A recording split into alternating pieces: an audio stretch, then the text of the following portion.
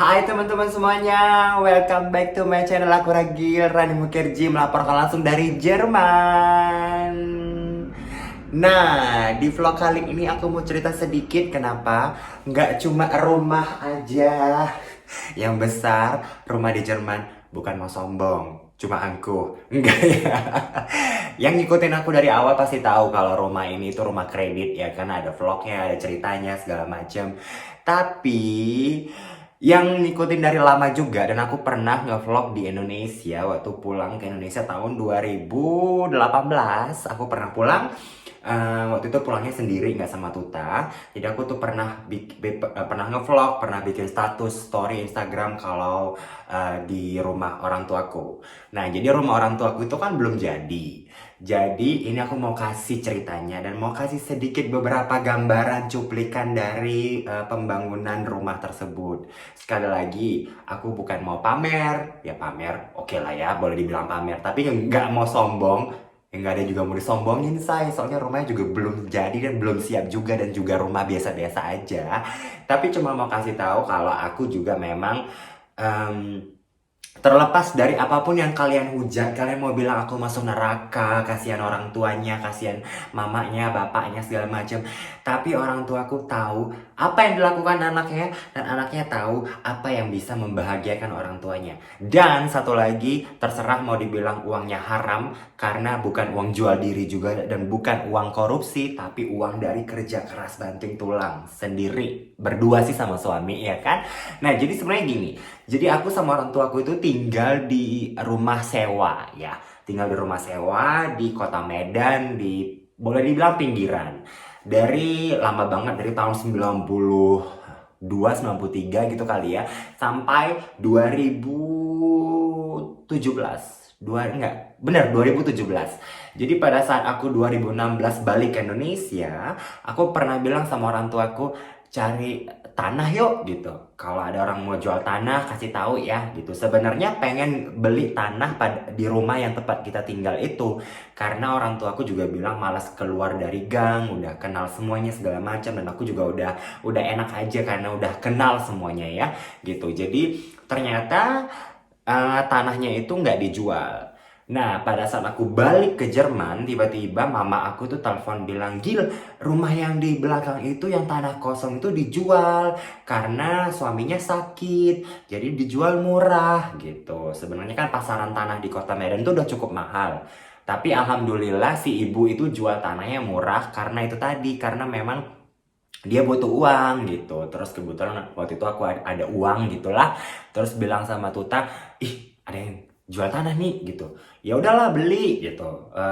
Buat rumah orang tuamu. Lagi pula kalau kita balik ke Medan juga kita butuh tempat tinggal. Selama ini kalau kita ke Medan memang kita biasanya sewa apartemen gitu. Karena pada saat di rumah sewa itu nggak ada kamar, nggak mencukupi, nggak ada standar Eropa lah boleh dibilangnya. Jadi nggak ada WC duduk, kasihan Tuta segala macem gitu. Jadi selalu sewa apartemen. Akhirnya aku beli itu tanah. Waktu itu tanahnya dijual 50 juta, tanah kafling gitu. Jadi untuk bangun satu rumah, dan itu cukup murah ya untuk kisaran daerah Kota Medan itu sendiri. Jadi teman-teman juga pada bilang, ih asik banget kau gitu, dapat harga murah segala macam gitu.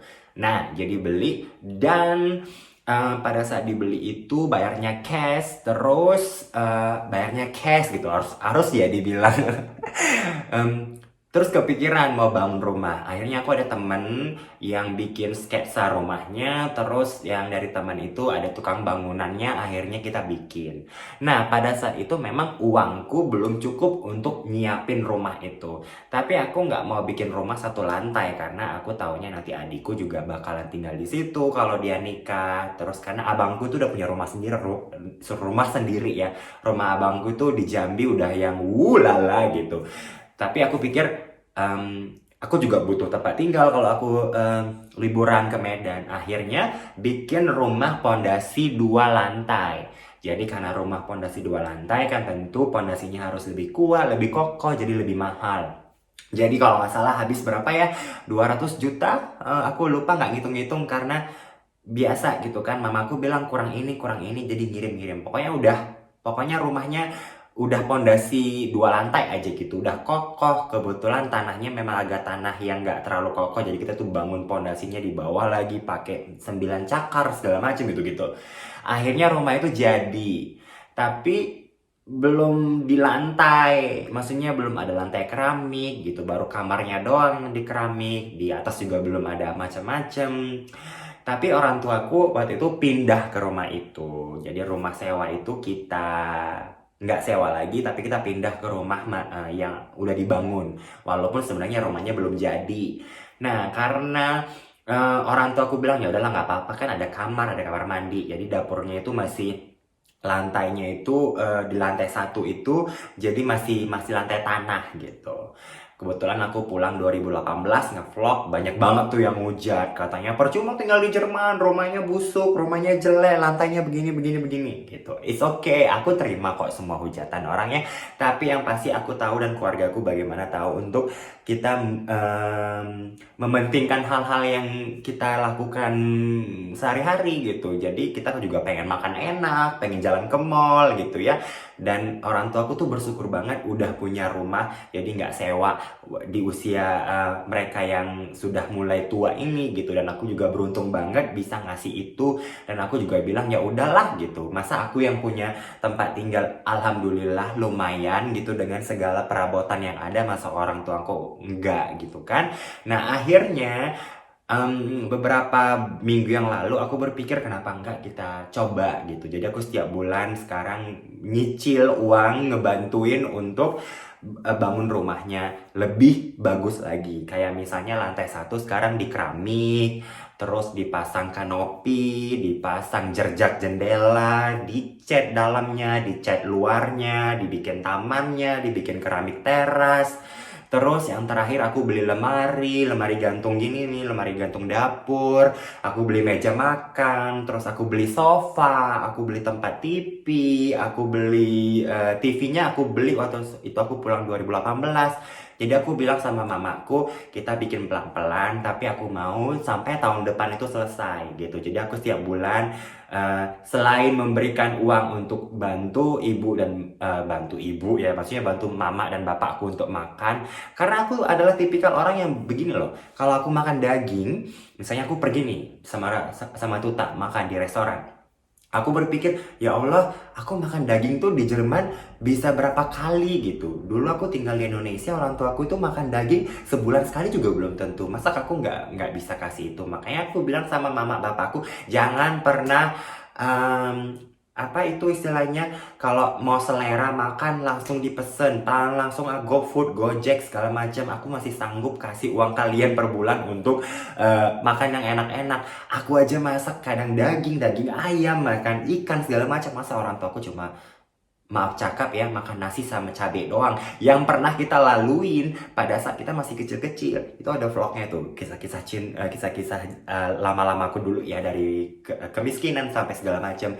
Akhirnya aku bilang sama orang tua aku, ya udahlah kalau kayak gitu kita bangun. Jadi alhamdulillah udah pasang lantai 1, udah ada lantai keramik, kamar mandi di lantai, terasnya di lantai, barang perabotan lamanya yang udah busuk-busuk dari zaman aku masih kecil. Aku bilang sama mama aku, kalau ada orang mau sumbangkan, kalau nggak dibuang, karena aku mau rumahnya benar-benar minimalis, nggak perlu banyak-banyak. Karena mama bapak aku juga cuma tinggal berdua, adik aku juga jarang pulang ke Medan, aku sendiri jarang pulang ke Medan. Abangku rumahnya udah ada, istrinya juga pinter ngatur keuangan, anaknya udah 3. Orang tua aku juga lebih sering ke rumah abangku karena ke Jambi lebih deket dari Medan daripada mereka terbang ke Jerman ya. Jadi ya udahlah, akhirnya karena memang aku tahun ini nggak pulang ke Indonesia karena corona, plus juga orang tua aku nggak jadi nggak jadi umroh karena ditunda karena corona. Jadi uangnya itu kita gunain untuk bikin lantai 1 jadi plus perabotan-perabotannya. Nah, seperti apa? Ini dia aku kasih sedikit cuplikan-cuplikan video ya, biar kelihatan walaupun belum siap semua. Mungkin nanti kalau tahun depan aku pulang, aku kali apa ya, grebek rumah sendiri gitu. Ya, rencana sesuai rencanaku tahun depan sebelum aku pulang ke Indonesia tuh lantai 2 udah siap. Jadi udah ada kamar aku, kamar mandi juga di atas. Jadi kalau aku sama Tuta balik itu nggak perlu sewa apartemen lagi. Tapi yang pasti di vlog ini kalian bisa lihat sedikit lah cuplikan-cuplikan rumah minimalis, nggak terlalu besar yang biasa-biasa aja. Perabotannya juga nggak yang mahal-mahal, bukan rumah sultan, bukan rumah artis, tapi cuma rumah YouTuber kelas ikan teri kayak aku. Tapi yang pasti aku seneng karena uangnya uang hasil dari kerja keras. Jadi dari kerja keras banting tulang, bukan uang pelacuran. Maaf. Ya udah, seperti apa? Cus, langsung lihat.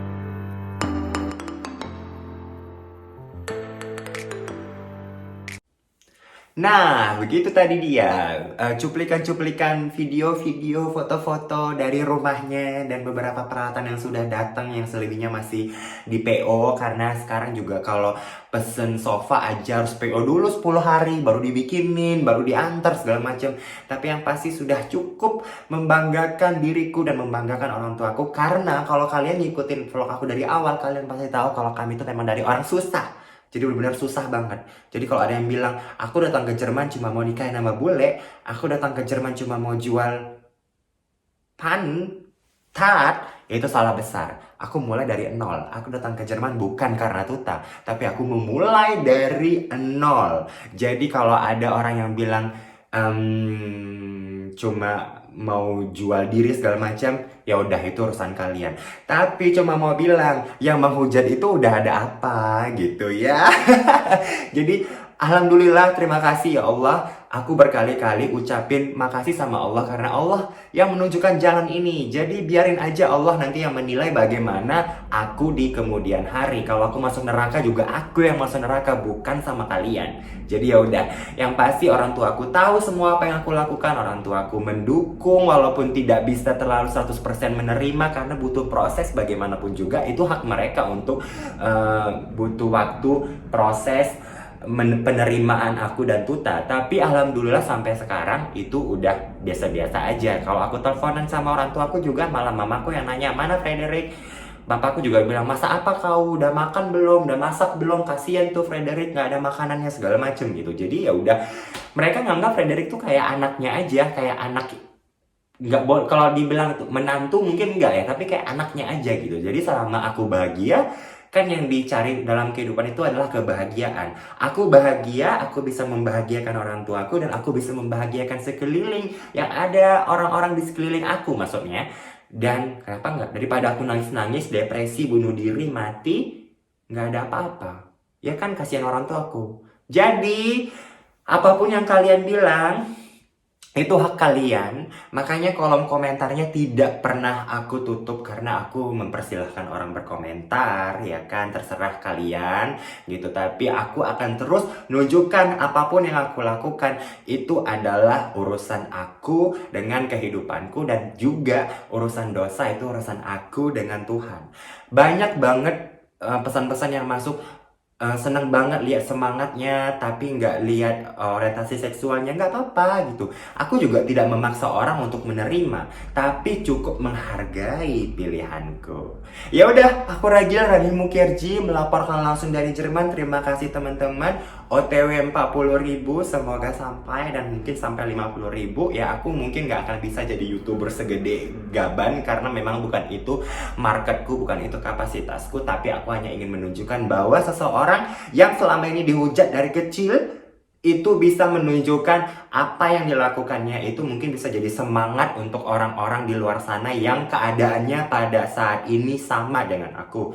Karena aku menerima banyak kali pesanan dari orang, maksudnya pesan-pesan, bukan pesanan ya, pesan-pesan yang bilang semangatnya itu yang aku nilai, bukan orientasi seksualnya. Ya udah, aku Ragil, sampai ketemu lagi. Ciao ciao.